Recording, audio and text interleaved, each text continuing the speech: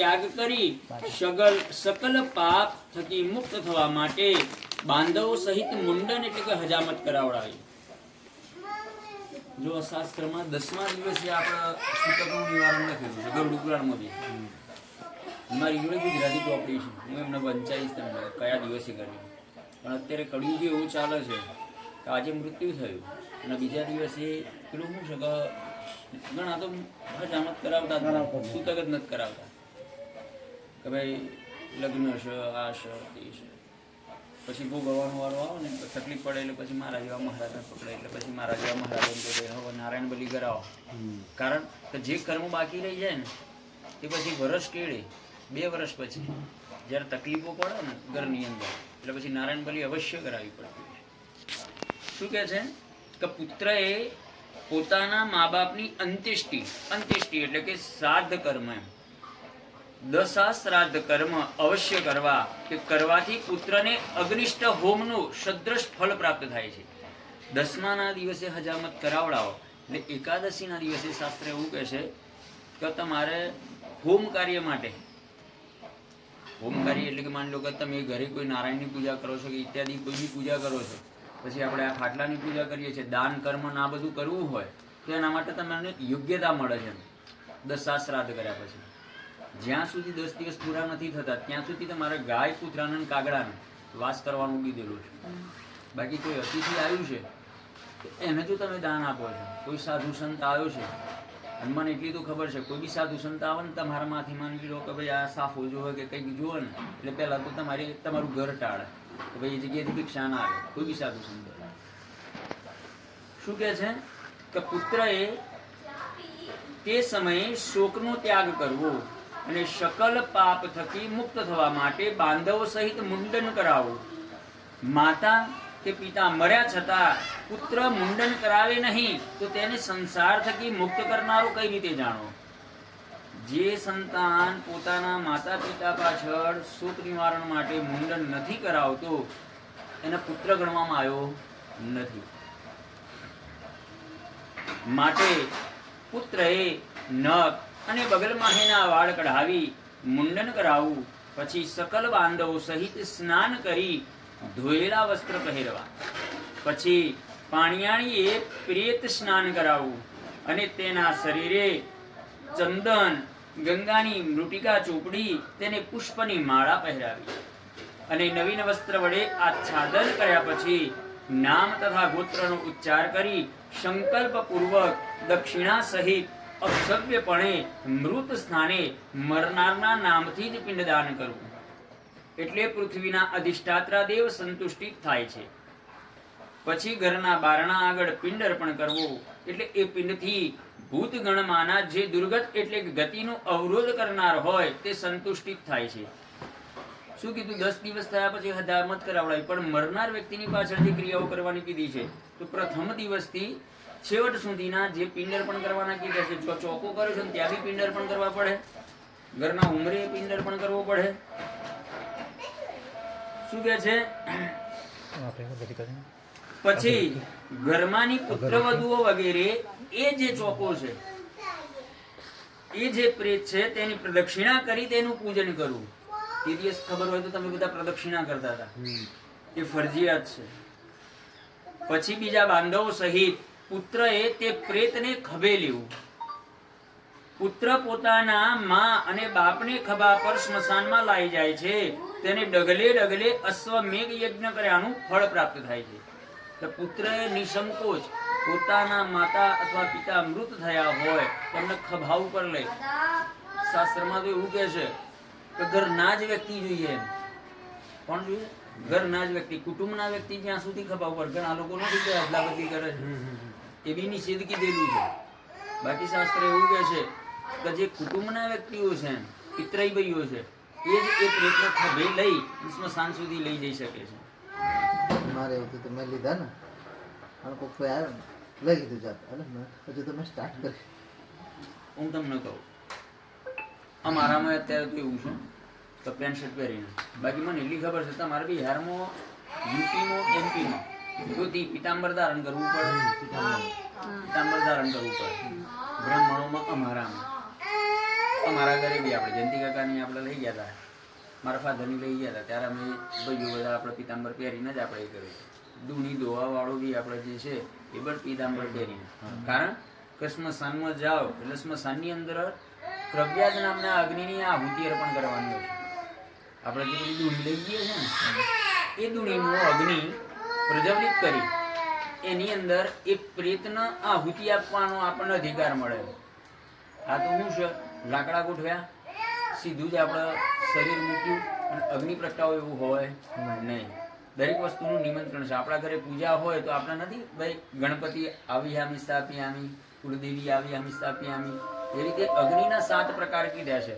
એમાં જે સ્મશાનનો અગ્નિ છે એનું નામ છે ક્રવ્યા, અને એની અંદર લોમભ્ય સ્વાહા નામનો સ્વાહાકાર કરવાનું કીધેલું છે. અને પછી એ શરીર જે છે એ જે શવ છે, જે પ્રેત છે, એને અગ્નિની અંદર આહુતિ આપવાનો અધિકાર મળે છે. જ્યાં સુધી આપણે લોમભ્ય, કારણ કે આ બધું નથી કરતા ને એટલા માટે થઈ આની પાછળ બધા દાન કરવાના કીધા છે.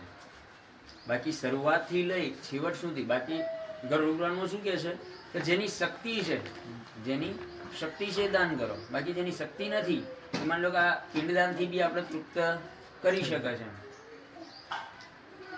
શું કહે છે કે જે શરીર, જે પ્રેત છે એ પ્રેતના આખા શરીરે ચંદન લગાડવું, ગંગા, પછી અનેક પ્રકારના પુષ્પની માળાઓ અને સુગંધિત પદાર્થો એના શરીર ઉપર અર્પણ કરવા.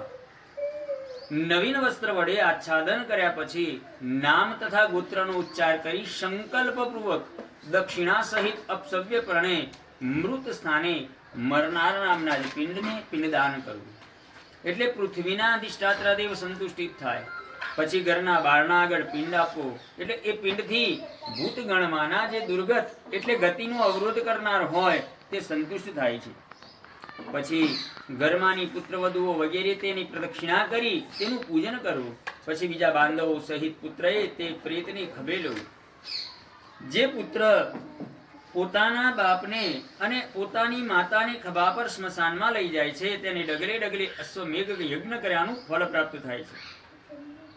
પુત્રને બાલ્યાવસ્થામાં એની માતાએ અને એના પિતાએ એને ખભે અને ખોળામાં લઈ તેને લાડ કરેલા માટે તે પુત્રએ તેના અંતકાલે તેના પોતાના ખભે કરી સ્મશાનમાં લઈ જવાથી પુત્ર પિતૃ ઋણ થકી મુક્ત થાય છે.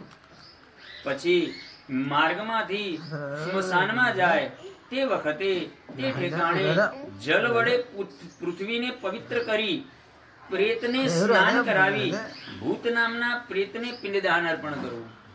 કેટલે સુધી ગયા છે કે જે પ્રેત તમે સ્મશાન સુધી લઈ ગયા છો, જે જગ્યાએ એની આપણે ચિતા બનાવી છે એ આખી ધોવી પડે પાણીથી, ગાયના છાણથી લીપવી પડે, એને કાષ્ટ ગોઠવવા પડે, અને એ જે સબ છે એને સ્નાન કરીને પછી આપણે એની આહુતિ આપવાની કીધી. અને અત્યારે કળિયુગમાં બધા શું કહે છે ખબર છે કે ઉતાવળ રાખો, હજી બળ્યું નથી. બાકી સાચા અર્થમાં તો આ જે શરીર છે એ ક્રવ્યાત નામના અગ્નિને આપણે આહુતિ આપી રહ્યા છીએ, અને આહુતિ કીધેલી. અને આપણે ઘણા લોકો કે ભાઈ હજી બળ્યું નથી, ભાઈ ફટાફટ કરો, બાળવું પડે. આ શબ્દ વલ્ગર શબ્દ કહેવાય, એમ છતાંય લોકો એને વાપરે છે. મારા જેવો વ્યક્તિ એમ કે ભાઈ આ શબ્દ ના વપરાય કે મોટા ભાર થઈને આવી ગયા એમ. એટલે કળિયુગની અંદર પાછું બીજું એક કીધું છે તો કોઈના કઈ આ વખતે ડાયા થવાય નહીં. તો આપણને લોકો દોઢ ડાયામાં ગણી ગયા, અને અત્યારે એ જ ચાલે છે.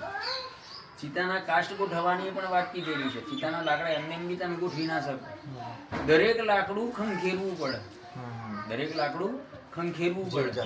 હા, અને એ લાકડાને ચતુષ્કોણમાં આપણે ગોઠવવા પડે. જેવા કોણ ચતુષ્કોણમાં ગોઠવવા પડે. પણ લોકો અત્યારે શું કરે છે, ખપ્પોજ કરીને એની પાછળ કઈક તો સાઈન છુપાયેલું છે. ચતુષ્કોણ એટલે કે બે આમ, બે આમ, બે આમ, બે આમ. એનું એ કારણ છે કે ચતુષ્કોણમાં ગોઠવો એટલે હવાની અવર જવર રે, હવાની અવર જવર રે ને એટલે જે શરીર જે છે એના આહુતિ લેવામાં આપણે બહુ વાર લાગે નહીં. ઢગલો કરી નાખો એટલે શું થાય, ધુમાડો થાય. અને એ ધુમાડાથી જે વ્યક્તિના શરીરમાં એ ધુમાડો જાય છે એ શરીરને બીમાર કરે. સાયન્સના આધારિત એ છે. ધર્મની રીતે જોડવા જાઓ તો એ શરીરની આહુતિ છે ફટાફટ જાય. શું કે છે? કેટલા એક પ્રેત કલ્પ જાણનાર તેને સાધક એવું નામ આપે છે. જે શરીર આપણે જે સદગત થયું છે એને સાધક નામ આપવામાં આવ્યું છે. માટે તે નામથી ચિતા પર પિંડદાન કરવું અથવા પ્રેત એવા નામથી ચિતા પર પિંડદાન કરવું. એ પ્રકારે 5 પિંડ આપવાથી એ સૌને આહુતિની યોગ્યતા આવે છે.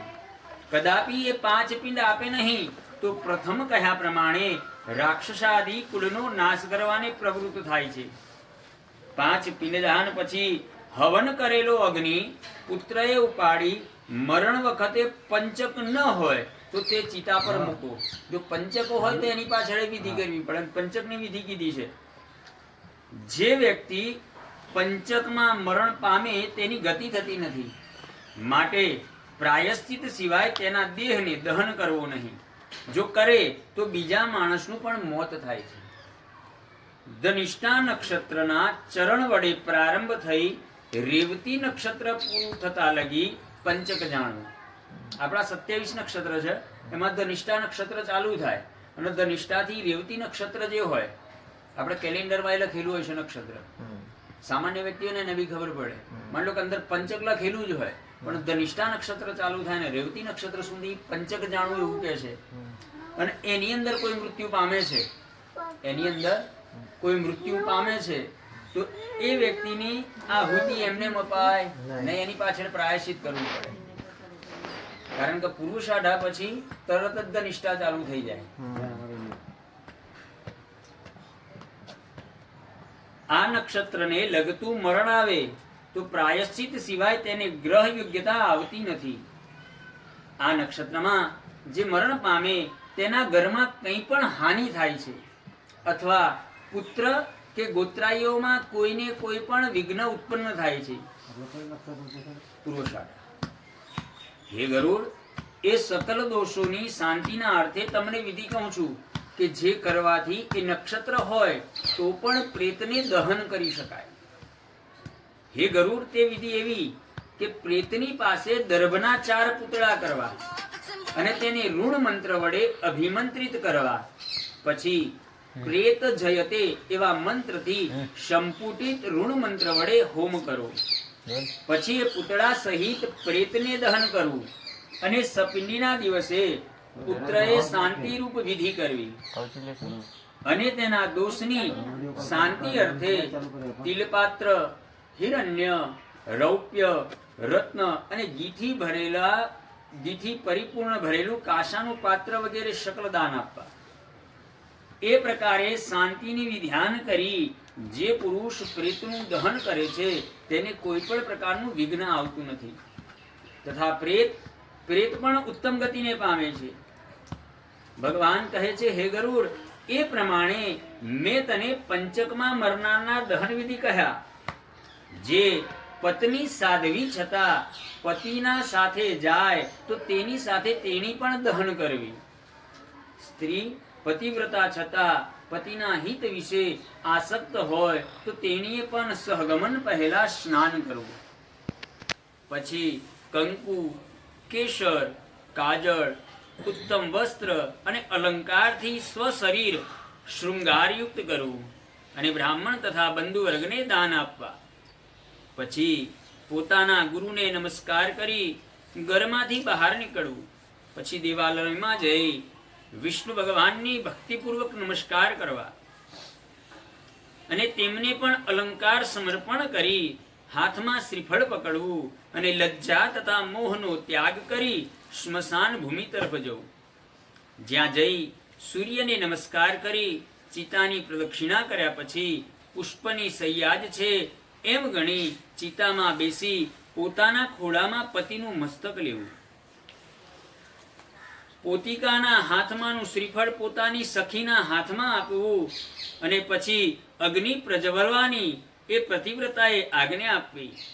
તે સમયે પોતાના શરીરે ગંગા સ્નાન થાય છે એમ પતિવ્રતાએ જાણવું. કોઈ પતિવ્રતા ગર્ભવતી હોય તો તેણીએ પતિ સાથે દહન કરવું નહીં. તેણીએ પ્રસૂત થઈ પોતાના બાળકનું રક્ષણ કરવું. નિજ ભરતાર ભેગી બળનારી સ્ત્રીને દહન કરે તો અગ્નિ માત્ર શરીરને દહન કરે છે, પરંતુ જીવને કાંઈ દુઃખ દેતો નથી. અગ્નિના સંયોગથી જેમ તામ્રાદી ધાતુઓનો મેલ જાય છે, તેમ પતિ સહગમન કરનારી સ્ત્રી અમૃત તુલ્ય અગ્નિમાં બળવાથી પોતાના મન મોહેનો મેલ દૂર કરે છે. એ બાબત દ્રષ્ટાંત જેમ પરસ્પર વિવાદ પડવાથી સત્યવાદી જેમ તપાવેલું લોઢું પકડતા દાજતો નથી, તેમ સ્ત્રી પતિ સાથે સહગમન કરે છે તે દગ્ધ થતી નથી, કારણ કે જીવરૂપ તેના પતિ સાથે ઐક્ય પામે છે. ફરીથી સ્ત્રી શરીર ધારણ કરતી નથી. જ્યાં સુધી સ્ત્રી પતિની સાથે સહગમન કરતી નથી, ત્યાં સુધી તેણી સ્ત્રી શરીર થકી મુક્ત થતી નથી. તે માટે સ્ત્રીએ સર્વાત્મ ભામ વડે સર્વકાલ તદગત અંતઃકરણથી કાયિક, વાચિક અને માનસિક કર્મ વડે પોતાના પતિની સેવા કરવી. પતિ મરણ પામ્યા છતાં જે સ્ત્રી પતિ સાથે અગ્નિમાં પ્રવેશ કરે છે, તે સ્ત્રી અરુંધતી એટલે કે વશિષ્ઠ મુનિની સ્ત્રી તુલ્ય થઈ સ્વર્ગમાં પૂજ્ય ગણાય છે. અને ત્યાં પણ પોતાના ભરતારની સેવામાં તત્પર છતાં જેની અપ્સરાઓ સેવા કરે છે, એવા 14 ઇન્દ્ર થાય ત્યાં સુધી એ ઠેકાણે વાસ કરે છે. જે સ્ત્રી ભરતાર સમયે સહગમન કરે છે, તેણીના મોસાળ, પિયર તથા સાસરિયાઓનો તે ઉદ્ધાર કરે છે. અને માણસના શરીર પર જેટલા રોમ છે, તેટલા વર્ષ તેણી પોતાના પતિ સાથે સ્વર્ગમાં વાસ કરે છે. આ સંખ્યાનું તાત્પર્ય અસંખ્ય વર્ષનું છે. અને તેણી પોતાના પતિ જે લોકમાં હોય તે લોકમાં વાસ કરી સૂર્ય સમાન તેજસ્વી વિમાનમાં બેસી જ્યાં સુધી ચંદ્ર અને સૂર્ય રહે ત્યાં સુધી તે ક્રીડા કરે છે. પછી તે ચિરાયુ છતાં વિમલ કુળમાં જન્મ લે છે, અને તેણી પાછી તે જ કુળમાં પતિને ફરીથી પામે છે. જે સ્ત્રી ક્ષણિક દાહ દુઃખને સહન કરતી નથી, તેણી એવા અનંત સુખનો ત્યાગ કરી જન્મ સુધી પતિ વિરહના દુઃખથી તે દગ્ધ થાય છે. માટે તે સ્ત્રીએ પોતાના પતિ શિવ છે એમ માની તેમની સાથે પોતાનું શરીર દગ્ધ કરવું. કદાપી કોઈ સ્ત્રી સાધ્વી ન હોય તો માત્ર ત્રેણીનો જ દાહ કરવો. અર્ધ દગ્ધ થાય ત્યારે અથવા પૂર્ણ દગ્ધ થાય ત્યારે તેના મસ્તકની ખોપડી ફોડવી. તે એમ કે ગ્રહસ્થની લાકડાવતી અને યતિની શ્રીફળવતે ફોડવી. અને પિતૃલોકની પ્રાપ્તિના અર્થે તેના બ્રહ્મરગ્નના કાણું પાડી તેને બ્રહ્મલોકની પ્રાપ્તિ થવા સારું પુત્ર હવે કહું છું એવા મંત્ર વડે તેને અગ્નિમાં આજ્યની આહુતિ આપવી. એ મંત્રનો અર્થ એવો છે કે હે અગ્નિ, તમે વિષ્ણુ થકી ઉત્પન્ન થયા છો, તો તમારા વિશે દગ્ધ થયેલા જન દિવ્ય દેહયુક્ત થઈ ફરીથી સ્વર્ગમાં ઉત્પન્ન થજો. પ્રેત પૂર્ણ દગ્ધ થયા પછી અગ્નિમાં મંત્રપૂર્વક તિલ મિશ્ર આજ્યાહુતિ આપી પછી પુષ્કળ શોક કરવો. એ પ્રકારે કર્મ કરે તો તે થકી મરનારને સુખ પ્રાપ્ત થાય છે. બળી રહ્યા પછી તેના સ્ત્રી પુત્રોએ સ્નાન કરવું અને નામ તથા ગોત્રનો ઉચ્ચાર કરી તિલાંજલિ આપવી. કડવા લીમડાના પાંદડા ભક્ષણ કરવા, મરનાર ગુણ વર્ણવા અને સ્મશાનમાં દહન કરીને આવતા સ્ત્રીઓ આગળ કરી પુરુષોએ પાછળ ચાલી ઘરે જવું. ઘેર આવ્યા પછી ફરીથી સ્નાન કરી ગાયને ગૌગ્રાસ આપવો. પછી ભોજન કરવું. તે એમ કે પતરાળામાં જમવું તથા ઘરનું અન્ન ખાવું નહીં. જે દિવસે જે ઘરની અંદર મૃત્યુ થયું છે, ખોટું નહીં. સતી પ્રથા તો ખોટું છે ને. સતી પ્રથા અત્યારે આપણે એ કહીએ છીએ. સતી પ્રથાનું મહત્વ એ કહો તો સતી પ્રથાનું મહત્વ અત્યારે કેમ નહીં? તો શંભુભાઈ હું એક ગેરંટી આલીને કહું, તમારી ધર્મપત્ની કહો કે મારી ધર્મપત્ની કહો, કોક ભાગ્યે જ કોક લેડી જેવી હોય કે જેના મનમાં શંકા કુશંકા ના ઉત્પન્ન થાય. અત્યારે તો ભાઈ હું તો સત્ય વસ્તુ કહું છું. તમે આ પ્રશ્ન કરો ને ત્યારે પહેલા કેવી સ્ત્રીઓ હતી? હવે આપણે સામાન્ય જ આપણે ઉદાહરણ આલું, રાણી પદ્માવતી પિક્ચર જોયેલું છે ને? એમને એમ તો આપણે યાદ કરતા નથી. પરપુરુષની નજર ના પડે. સ્પર્શ તો સાઈડમાં રહ્યો, પણ પરપુરુષની નજર ના પડે. ખબર પડે કે મારો રાજા આવે છે નહીં. સમજવા જેવી વસ્તુ કે મારો રાજા આવે એવું નથી. તો પરપુરુષનો સ્પર્શ તો દૂર રહ્યો, પણ એની નજર પણ મારા ઉપર ના પડવી પડે. અને શું કર્યું એમને? જોહર કરી લીધું. અને એક સાથે કેટલી રાણીઓ કરી? 16. કેટલું 72 માં કેટલું સોનું આપણે કંઈક ખીલજીએ ભેગું કર્યું હતું એવું કહેવાય છે. કેટલામાં? 72માં. હું એવું નહીં કહેતો, પણ બાકી જોહર સૈયામાંથી 72 માં ભેગું ભેગું કર્યું. જોહરની અગ્નિમાંથી એટલી રાણીઓ અંદર. એટલી રાણીઓ આહુતિ આપી. પણ ક્યારે ખબર છે? એ બધાનો જે આત્મા હતો ને એ એક હતો. પણ આ કળિયુગની અંદર અત્યારના સમયમાં તમારું બૈરું હોય કે મારું બૈરું હોય, એક આત્મા છે જ નહીં. અને કોઈ એમ કે ના ના અમે તો છીએ મહારાજ, પછી પરીક્ષા આવવા માટે છોકરાનું શું થાય? હે છોકરાનું શું થાય? પણ એની અંદર પણ તમે સાંભળ્યું ને શું કીધું? શું? કે તમે પ્રણેલા છો, બરાબર? અને ગર્ભવતી સ્ત્રી છે એટલે સંતાન હોય ને, બાળક હોય તો એ સ્ત્રીએ પોતાના બાળકનું પોષણ કરવું, એમ રક્ષણ કરવું. પતિની પાછળ આપણે સતી થવાની જરૂર નથી. પણ જે સ્ત્રી પરણી છે, પરણ્યા પછી થોડા સમય, કારણ કે પેલા તો રાજા મહારાજાઓના દિવસો જ આવતા હતા અને યુદ્ધમાં જ જતા હતા બધા. અને યુદ્ધમાં ગયા એટલે પેલું કેવું છે કે સતી થવાનું મુખ્ય હેતુ શું હતું? ભાઈ પારકો વ્યક્તિ આપણને લઈ જવો જોઈએ નહીં. અને શું કહે છે કે ગર્ભવતી હોય, માની લો કે લગ્ન થયા છે, ગર્ભ છે, તો એ સ્ત્રીને આપણે સતી થવાની ના પાડીએ. બાળકો હોય ને જેને સંતાન છે એને સતી થવાની ના પાડીએ. એના સંતાનોનું રક્ષણ કરવાનું કીધું છે. નવા હોય. હા, ભગવાન શું કહે છે કે જ્યાં સુધી જીવે છે, હવે તો અત્યારે કળિયુગની અંદર તો ભાઈ બધું ચાલે છે. બાકી હું તમને કહું, ગુજરાતમાં નહીં, બિહારમાં બી પહેલા કેવા નિયમો હતા કે જે ઘરની અંદર સ્ત્રી વિધવા થઈ છે, તો મેં એવું સાંભળ્યું છે કે એ સ્ત્રી કોઈ દિવસ પોતાની થાળીમાંનું જે પાણી હોય ને એ પણ ડોળતી નહીં, પી જતી હતી. હાથ ધોયેલું પાણી પી. અને કોઈ દિવસ નવા વસ્ત્ર ના પહેરાય. નવું આવ્યું હોય ને તો બી ફાડી નાખે. અમે તો અમારા ઘરમાં જોયેલું છે. અમે અમારા ઘરમાં અમારા ગયડોબા હતા ને, ગયડોબા કોઈ દિવસ નવું કપડું નવો હાલ્લો લાવેલા હોય ને તો બી એને ફાડી નાખે. ફાડી નથી કાઢવાનું. બીજા નંબરમાં એ બા જમતા ને તો મને એટલી ખબર છે એ કોઈ દિવસ એમની એઠી થાળી કોઈ દિવસ કોઈ ધોવા નતા આવતા. એમની એઠી થાળી કોઈ ધોવા નતા આવતા. આવા નિયમો કાઢવા.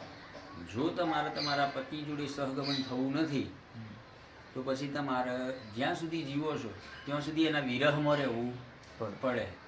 એના વિરહમાં રહેવું એના કરતાં કંઈક સતી થવું સારું. એ બધા સતી પ્રથા તો આપણે કોઈ પેલા વિરોધી જ છીએ, પણ એ તે સમયે આપણે બધા છે ને પેલું તાર્કિક વિચારીએ છીએ આવું હતું એમ મારે.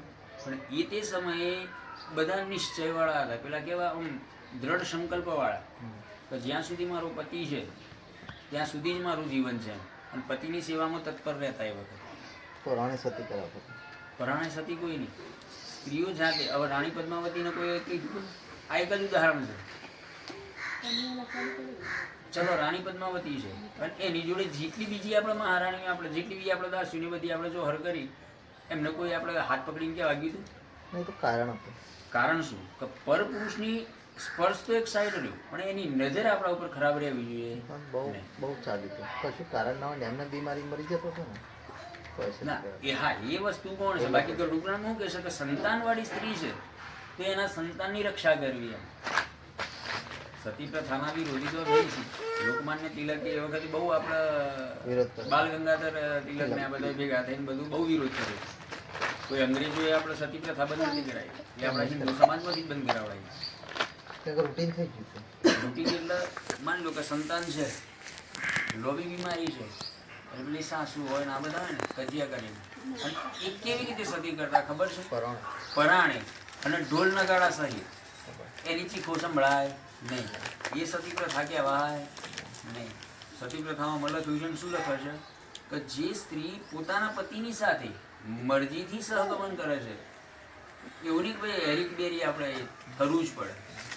જે સ્ત્રી પોતાના પતિના વિરહમાં આખી જિંદગી કાઢવી એના કરતા એક વખતના માટે ગંગા સ્નાન કરી લેવું એમ ચિતા જે છે એની અંદર ગંગા સ્નાન કરી લેવું. બાકી વેલિડ આજે બી નહીં આ વસ્તુ, અને અત્યારે એટલા માટે વેલિડ નહીં કે અત્યારે કોઈ બી સ્ત્રી અથવા પુરુષ એક આત્મા છે નહીં.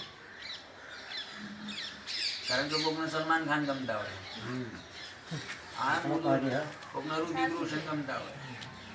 જે સ્ત્રીનું મન એક વખત ચલિત થયું, તો હું આજે બી કહું છું તો મારું હોય કે મારું બૈરું હોય, એક વખત મન ચલિત થયું ને એટલે એનો કોઈ સતીવ્રતા ના કહેવાય. સતીવ્રતા શું છે? સાવિત્રીજી હતા એ સતીવ્રતા. બે બાજુ હોય ને, બે બાજુ હોય, બે બાજુ. હા, અત્યારે પુરુષ હોય કેવા એક માન્ય, કોઈ એમ કે હું જ છું આપણે બ્રહ્મચારી વ્યવસ્થિત છું તો કોઈ કાઢી શકે નથી. આ કળિયુગ છે આ બધી, આ બધી દ્વાપર ને ત્રેતાની વાતો છે.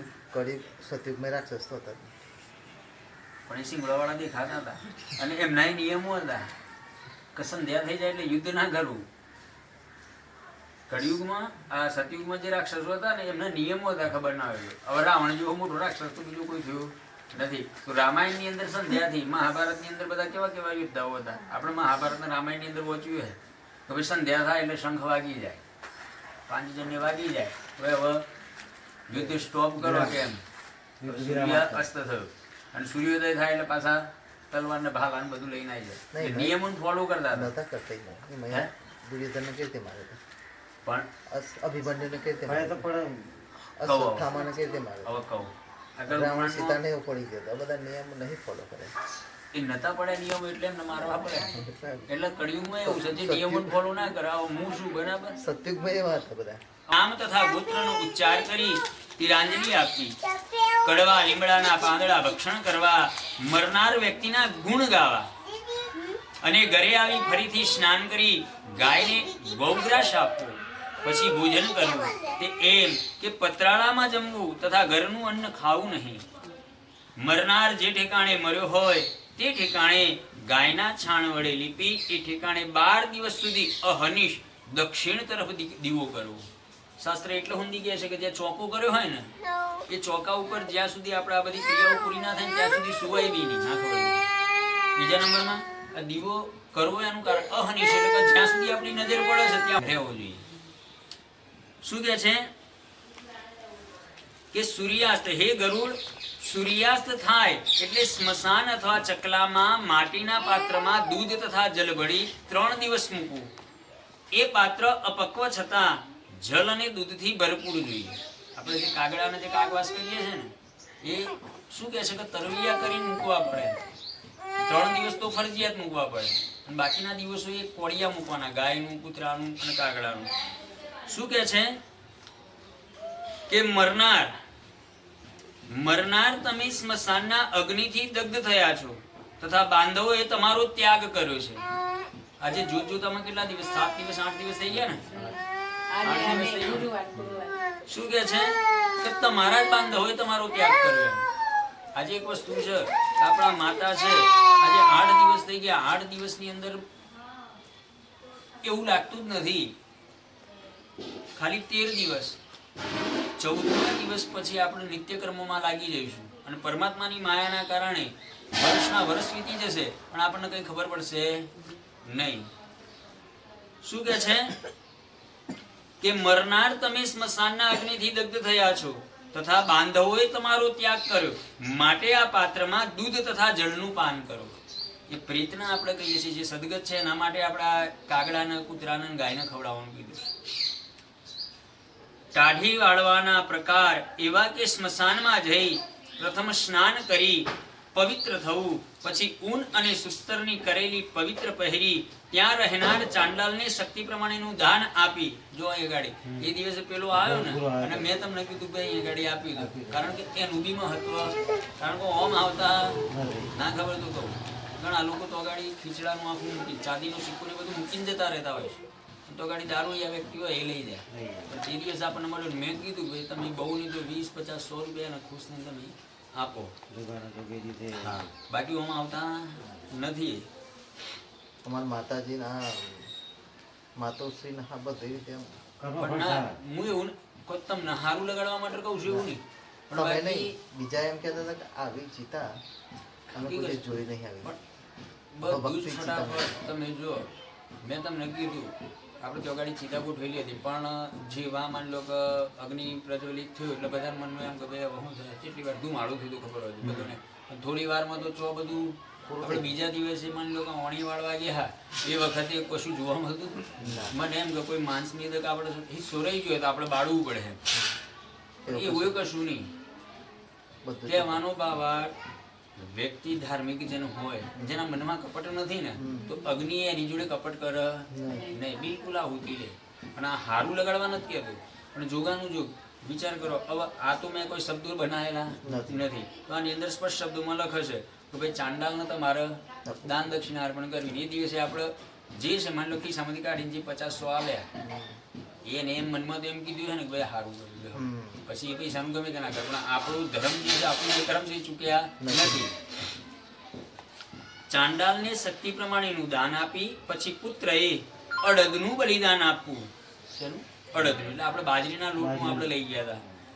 એ બલિદાન આપતી વખતે યમ યત્વેતિ એ મંત્રનો ઉચ્ચારણ કરી 3 ડાબી પ્રદક્ષિણા કરવી. હે ગરુડ, પછી ચિતા પર દૂધ છાંટવું, પછી જલ છાંટી માહેના અસ્થિ બહાર કાઢવા, પછી એ અસ્થિને ખાખરાના પાંદડા પર મૂકી વારંવાર દૂધ તથા જલથી ધોવા અને માટીના પાત્રમાં પછી વિધિપૂર્વક શ્રાદ્ધ કરવું. આપણા અસ્થિને દૂધ અને જલથી સ્નાન કરીને પછી મૂક્યા હતા. પછી ત્રિકોણ ચોકો કરી તેને ગાયના છાણ તથા જલ વડે લીપી પવિત્ર કરવો. પછી દક્ષિણાભિમોઢે બેસી દક્ષિણ, પશ્ચિમ અને ઉત્તર એ 3 દિશાએ અનુક્રમે 3 પિંડ અર્પણ કરવા. પછી ચિતાની સગડી ભસ્મનો એક ઘોડો કરી ગળાનું મોં ઢોક્યા પહેલા જ એ ગળાને જલમાં ભરી પછી રાંધેલા ભાતમાં દહીં, ઘી અને જલ મેળવી તેના પિંડ કરી વિધિ સહિત પ્રેતને અર્પણ કરવા. પછી ઉત્તર દિશા તરફ 15 ડગલા ચાલુ અને તે ઠેકાણે ખાડો કરી એ અસ્થિવાળું પાત્ર તેમાં મૂકવું. આપણે જે સ્મશાનમાં મૂક્યું છે ને એ સ્મશાનની અંદર જ મૂકવાનું કીધેલું છે. તે પર દાહ કર્યાની પીડાના નિવારણ અર્થે પિંડદાન કરવું. પછી અસ્થિ પાત્ર તે ખાડામાંથી કાઢી જલનો ઊંડો દરો હોય ત્યાં લઈ જવું. અહીંયા ગાડી કોઈ જ બીજી આપણે નદીનું આપણે અહીંયા ગાડી ઉલ્લેખ છે નહીં. જે અસ્થિ આપણે મૂક્યા છે ખાડામાં એ અસ્થિને ક્યાં લઈ જવા કે એ અસ્થિને ખાડો જે ખાડામાં અસ્થિ મૂક્યા છે ખાડામાંથી અસ્થિ બહાર કાઢી જલનો ઊંડો દરો હોય ત્યાં લઈ જવું અને એ ઠેકાણે તે અસ્થિઓ પર જલ તથા દૂધ રેડી તેને વારંવાર પલાળવા અને તેઓ પર ખૂબ કેસર તંદન ચડાવવા. પછી સંપુટમાં નાખી એ સંપુટ હૃદય પર તથા મસ્તક પર ધારણ કરવું અને તે અસ્થિની પ્રદક્ષિણા તથા નમસ્કાર કરી તેને જલમાં મૂકવા. અહીં ઘડી કોઈ નદીનો ઉલ્લેખ નથી. હા, ગંગા પવિત્ર છે. ગંગાની અંદર તમે અસ્થિ મોકલો છો તો શ્રેષ્ઠ કીધેલું છે. આગળ આવે છે એનો ઉત્તર. શું કહે છે કે 10 દિવસની અંદર અસ્થિ ગંગામાં પડે તેને બ્રહ્મલોકમાંથી પાછું આવવાનું થતું નથી. 10 દિવસની અંદર જે અસ્થિ છે એ 10 દિવસની અંદર ગંગામાં પડે છે તો એ બ્રહ્મલોકમાં જ જાય છે. એ જીવ મનુષ્યના અસ્થિ જેટલા દિવસ સુધી ગંગાના જળમાં રહે તેટલા 1000 વર્ષ સુધી તે સ્વર્ગમાં નિવાસ કરે છે. એટલે જે અસ્થિ આપણે અહીં લઈને આવેલા છીએ આની અંદર શું કહે છે કે ભાઈ 10 દિવસની અંદર પણ માની લો કે એટલું શક્ય નથી. પણ માની લો કે ગંગામાં જે અસ્થિ પડે છે એ અસ્થિ જેટલો સમય એ ગંગામાં રહે છે ત્યાં સુધી એ હજારો વર્ષ સુધી એ બ્રહ્મલોકમાં વાસ કરે છે. કદાપી ગંગાના જલને સ્પર્શ કરી વાયુ મરનારના દેહને સ્પર્શ કરે તો તેના સકલ પાપ તત્કાલ નાશ પામે છે. જે ગંગાને ભગીરથ રાજાએ ઉગ્ર તપ કરી પોતાના પૂર્વજોના ઉદ્ધારાર્થે સ્વર્ગ થકી ભૂલોકમાં પધરાવ્યા તે ગંગાએ સગર રાજાના પુત્રોની ભસ્મને કેવલ સ્પર્શ કરી સ્વર્ગ પમાડ્યા. એ રીતના એ ગંગાજીનો યશ ત્રૈલોક્યમાં પ્રસિદ્ધ છે. પૂર્વ વયમાં પાતક કરી જે મનુષ્ય મરણ પામે તેના અસ્થિ ગંગામાં પડે તો તે પૂર્વ પાપ થકી મુક્ત થઈ સ્વર્ગમાં જાય છે. તે બાબત એક ઇતિહાસ કહે છે કે એક પારધી મોટા અરણ્યમાં પશુ પક્ષીઓની હિંસા કરનાર હતો. તેને એક સિંહે માર્યો. એક શિકારી હતો જંગલમાં રોજ શિકાર કરતો. એક દિવસ થયું એવું કે સિંહે એનો શિકાર કરી લીધો. સિંહે એનું આખું શરીર ખાઈ લીધું, પણ એના શરીરનું એક હાડકું જમીન ઉપર પડી રહ્યું હતું. શું કે છે, એ પારધી એ સિંહે એ શિકારીને માર્યો. કોઈ એક પારધી અરણ્ય વનમાં પશુ પક્ષીઓની હિંસા કરનાર હતો. એ જે શિકારી હતો એ પશુ પક્ષીઓને મારતો ને એના પાપ એટલા બધા વધી ગયા હતા કે નરકમાં જવાનું હતું. તે પારધી પોતાના પાપ કર્મથી નરકમાં જવાનો હતો. એવામાં એક હાડકું એક કાગડો લઈ ગંગા પરથી ઉડીને જતો હતો. તે હાડકું ગંગામાં પડ્યું. તેથી એ પારધી તત્કાલ સકલ પાપોથી મુક્ત થઈ દિવ્ય વિમાનમાં બેસી સ્વર્ગમાં ગયો. માટે પોતાના પિતા અને માતાના અસ્થિ પુત્રએ જ ગંગામાં પધરાવા. એ રીતે અસ્થિ સંચય પછી પ્રેતની નિવૃત્તિના અર્થે 10 ગાત્રખ્ય કરવું. શું કહે છે કે તમે જે અસ્થિનો સંગ્રહ કરો છો, અસ્થિ માની લો મૂકી રાખો છો, ઘણાના આપણે માની લો કે સમય હોય સમય ના હોય. અમે 1-2 વર્ષ પછી ગયા હતા, પણ તમે સંકલ્પ કરો છો કે હા હું આ અસ્થિ ગંગામાં વિસર્જન કરીશ, તો એનાથી શ્રેષ્ઠ પુણ્ય બીજું કોઈ છે. ગ્રહણ નતું નડી તમે? ગ્રહણ એમ કહેવાય કે ગ્રહણ પહેલા કરી દેવું પડે. તમે એ અસ્થિને માની લો કે ઘરની અંદર લાવો છો તો એનો દોષ છે. એટલા માટે તો સ્મશાન આના આ જે અસ્થિ ખરા ને આપણે કેમ બહાર રાખ્યા છે, ઘરની અંદર લાયા નથી. ગ્રહણ દોષ ક્યારે લાગે? હવે માની લો કે એ અસ્થિ તમે ઘરની અંદર મૂકો છો તો ગ્રહણ દોષ લાગે. તમારા જેટલા બી ગોદડા છે, જેટલા બી માટલા છે, જેટલું બી પાણી છે, જેટલું બી અન્ન છે, આ બધું વિસર્જન કરી દેવું પડે. અને એના નિવારણ માટે બી એવું કીધેલું છે કે ગ્રહણ હોય એટલે ડાબ દરેક જગ્યાએ પાથરવો. કારણ કે ડાબની અંદર એટલી બધી તાકાત છે, ડાબની અંદર એટલી તાકાત છે કે તમે એક જોડી બનાવો ને, તમારું એક કોંડું છે, એટલી જાડી જોડી બનાવો અને એને તમે આપણે ઘરના ધાબા ઉપર મૂકો ને, તમારા ઘર ઉપર આજીવન કોઈ દિવસ વીજળી પડે નહીં. ડાબની અંદર એટલી તાકાત છે, એના મૂળમાં એટલી તાકાત છે. સાંભળ્યું હોય પણ બાકી તમે ગૂગલમાં સર્ચ મારજો, ડાબની શક્તિ જેટલી છે ડાબનો ઉપયોગ વધારે થાય. 10 દિવસમાં કીધું ને, 10 દિવસની અંદર ગંગામાં જાય તો બ્રહ્મલોક પ્રાપ્ત થાય. 10 દિવસ પછી જશે. અને 10 દિવસ પછી તમે જાઓ છો ગમે ત્યારે, જે આ અસ્થિ જે સંગ્રહ કરેલા છે તમે, બીજા અસ્થિ તો માની લો કે આપણે લૌકિક ક્રિયા કરવા માટે તો આપણે ગમે ત્યાં વિસર્જન કરવા પડે ઊંડા ધરામાં. એટલે નજીકમાં તીર્થ સ્થળ કયું છે તો નર્મદા છે, સરસ્વતી છે, તો જ્યાં જલ છે ત્યાં આગળ આપણે પધરાવા જવાના. પણ શું કહે છે કે જે અસ્થિ સંચય કરેલા છે, સંગ્રહ કરેલા છે, એ અસ્થિ જ્યારે ગંગામાં પડે, એ અસ્થિ ગંગામાં પડે તો એ જે જીવ છે જ્યાં સુધી એ અસ્થિ ગંગામાં રહે છે ત્યાં સુધી હજારો વર્ષ સુધી એ સ્વર્ગ પામે છે, એવું કહે છે. મનમાં મન ખબર તમારી શંકા કઈ ચાલે છે તો 10 દિવસની અંદર કહે છે તો 10 દિવસ પછી કહે છે. પણ 10 દિવસની માં હે જો દીકરાઓ ગંગાની અંદર અસ્થિ વિસર્જન કરે છે પણ એ શક્ય નથી. તો જે અસ્થિ સંગ્રહ કર્યા છે પછીથી તમે જ્યારે ગંગામાં પધરાવા જાઓ છો તો એ સ્વર્ગ પમાડે છે. શું કે છે? કદાપી કોઈ વિદેશ અરણ્યમાં કે ચૌરાદિક થકી મૃત્યુ પામવાથી તેના અસ્થિ ન જડતા હોય તો તે જ દિવસે મર્યાની ખબર મળે તે જ દિવસે દર્ભનું પૂતળું કરી દહન કરવું. હવે ઘણી વખત આ પાછું આ સમજવા જેવી વસ્તુ છે. કેવું કે કોઈક વિદેશમાં છે, વિદેશમાં માની લો કે કોઈક કારણોસર મૃત્યુ પામ્યો, અહીં સુધી સમાચાર મળ્યા નથી, મહિનો થઈ ગયો પછી સમાચાર મળે કે ભાઈ ફલાણા વ્યક્તિ આપણા સંબંધી છે ને આ રીતે મૃત્યુ પામ્યા છે. તો શું કહે છે કે જે દિવસ મર્યાની ખબર પડે એ દિવસે ડાભનું પૂતળું કરી એનું દહન કરવું. શું કહે છે કે દર્ભનું પૂતળું કરી દહન કરવું અને તેની ભસ્મને લઈ ગંગાજળમાં પધરાવી. માત્ર 10 દિવસ ગાત્રાદિ કર્મ સિવાય બાકીના સકલ કર્મ કરવા. 10 ગાત્રાદિ એટલે કે જે પિંડદાન, જે 10 દિવસના જે પિંડદાન કીધા છે એના સિવાયનું જેટલા બી એકાદશા, દ્વાદશા, વર્ષી, ષોળમાસી, આ બધા જે શ્રાદ્ધ કીધા ને બધા જ કરવા પડે. બાકીના આગળના જે કર્મના જે છે કે જે શરીર જ્યાં સુધી છે એના જે પિંડર્પણ કરવાના છે એ કર્મનો ત્યાગ કરી બાકીના કર્મ તો અવશ્ય કરવા પડે. જે દિવસે તેના મર્યા બાબતની ખબર પડી હોય તે જ દિવસે તેના સંવત્સરાદિ શ્રાદ્ધ બાબત ગણવા. ગર્ભ પૂર્ણ થયા છતાં કદાપી તેની માતા મરણ પામે તો તેનું પેટ ફાડી માહેનો ગર્ભ એક બાજુએ મૂકી ફક્ત એ સ્ત્રીના જ દેહને દહનાદિ સંસ્કાર કરવો. કદાપી એ એક બાજુએ મૂકેલું બાળક મૃત્યુ પામે તો તેને ગંગાજળમાં વહેતું મૂકવું. બીજા ઠેકાણે મરેલું બાળક હોય તો તેને ભૂમિમાં ભંડારવું, પરંતુ તે 27 મહિનાની અંદરની વયનું હોવું જોઈએ. કદાપી તે કરતા અધિક વયનું હોય તો તેના દેહને બાળી તેના અસ્થિ ગંગામાં પધરાવા. શું કહે છે કે 27 મહિનાથી નાનું બાળક હોય તો જ એને ભંડારવાનું કીધું છે. બાકી 27 મહિના પૂરા થાય તો એને દાહ સંસ્કાર આપવાનું કીધું છે શાસ્ત્રમાં. તેના દેહને બાળી તેના અસ્થિ ગંગામાં પધરાવા તથા જલના કુંભનું દાન આપી બાળકોને જમાડવા.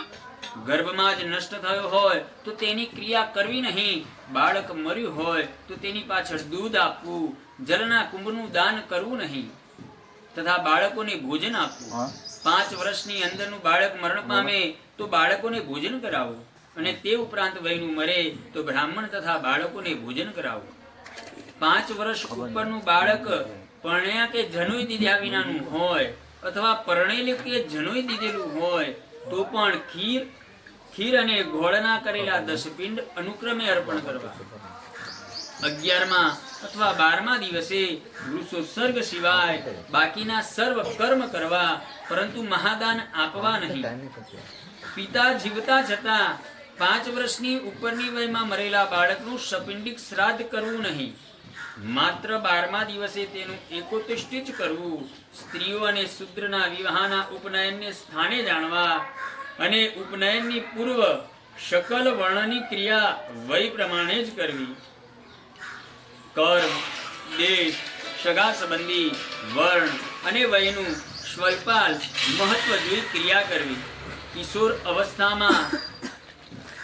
અવસ્થા છતાં મરણ પામે તો શય્યાદાન તથા વૃષોત્સર્ગ વગેરે, પદદાન, મહાદાન તથા ગોદાન વગેરે શકલ કર્મ કરવા. પરમહંસાદિ ચતુર્વિધ યતિઓએ દહન કરવા નહીં તથા તેમની ઉદર ક્રિયા તથા 10 ગાત્રાદિ કોઈ પણ જાતનું કર્મ પુત્રોએ કરવું નહીં. માત્ર દંડ ધારણ કરવાથી તે નરનારાયણ સ્વરૂપે થાય છે.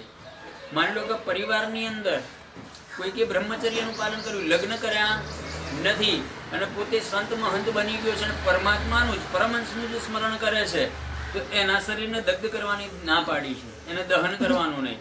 પણ છેલ્લી ઘડી એને એમ કીધું હોય કે ભાઈ મારું સ્વ શરીર ગંગામાં પધરાવો, સમુદ્રમાં પધરાવો અથવા સરોવરમાં પધરાવો, અથવા મારા શરીરને તમે ખાડો કરી ભંડારો. ઘણા લોકો જોજો ઋષિ મુનિઓ જે હોય છે ને એવું કે મારા શરીરને તમે વહેતું કરી દેજો ગંગામાં, પથ્થર બાંધી ગંગામાં, કે નાના નાના કીટકીટાદી મારા શરીરને ખાશે તો મને એનું પુણ્ય મળશે. શું કે છે? પરમહંસાદી ચતુર્વિધ યતિઓને દહન કરવા નહીં. ઘરની અંદર મારી કૌટુંબિક વ્યક્તિ કોઈ હોય ને સંત મહંત બની ગયો હોય તે એના શરીરને દગ્ધ કરવાની ના પાડી છે. તેમની ઉદર ક્રિયા તથા 10 ગાત્રાદિ કોઈ પણ જાતનું કર્મ પુત્રોએ કરવું નહીં. શું કહે છે કે એમની પાસે કોઈ કર્મ કરવાની જરૂર જ નથી, કારણ કે એમને શરૂઆતથી જ પરમાત્માનું સ્મરણ કરી લીધેલું છે. માત્ર દંડ ધારણ કરવાથી તે નરનારાયણ સ્વરૂપ થાય છે.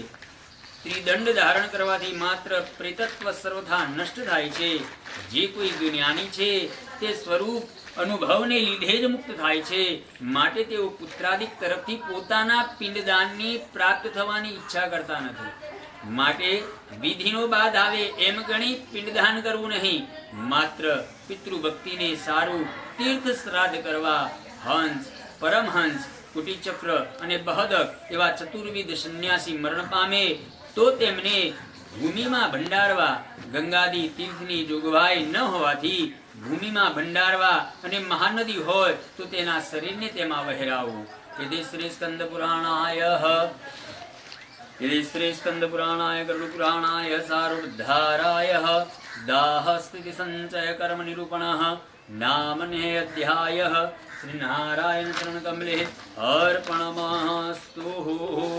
બોલો શ્રી લક્ષ્મી નારાયણ ભગવાન કી જય. શ્રી રામચંદ્ર ભગવાન કી જય. જય પિતૃનારાયણ દેવ કી જય